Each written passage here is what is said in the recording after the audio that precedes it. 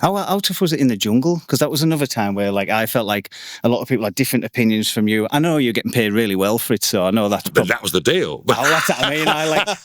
Well, do you know, they've been asking me, John, to do the jungle since 2016. Almost every year they'd approach me, and I'd always thought, I don't know, is it a bit demeaning? Is it for people whose careers are going down, not up? And so I thought about the offer. And then when they called me, not long before the programme, that was the interesting bit. I thought, hang on, they're a bit desperate. They haven't got any big names. I like this. You know, being in demand's good. So, yeah, I negotiated a fantastic deal. Really good deal. But very interesting. So you go into that. I was the only person there from the world of current affairs, media, politics. The rest were, you know, JLS singers, EastEnders actresses, whatever they were. And most of them with a very sort of politically correct view of the world because of their backgrounds. And I knew people would disagree. I knew people would argue. And you know what? With sweet reason. Yeah. I didn't really have any problems.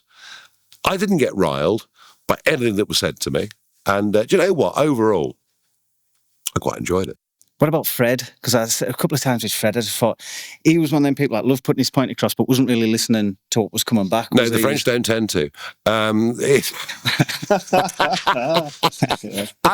he's so French. I'm probably so English. Yeah. You know, but he's so French, he's unbelievable. No, I mean, he was an absolute Ramona, listens to James O'Brien. I mean, God help us, on LBC. I mean, Fred was... But again, the funny thing was, working together, practically, you know, getting the fire right, doing the cooking, getting the food ready. And I was always in charge of, you know, whether it was gutting wild birds or filleting fish or doing all the practical stuff, which I can do. Yeah. You know, I'm a country boy.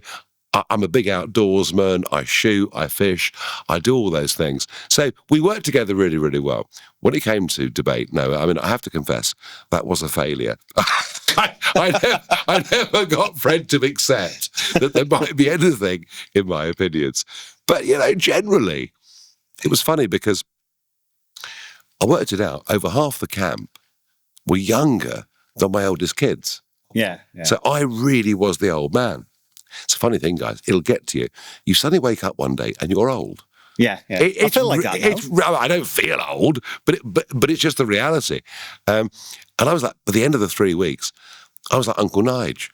They were coming up and confessing their problems. And do you know what? The jungle was an amazing experience, and I don't regret it for a minute.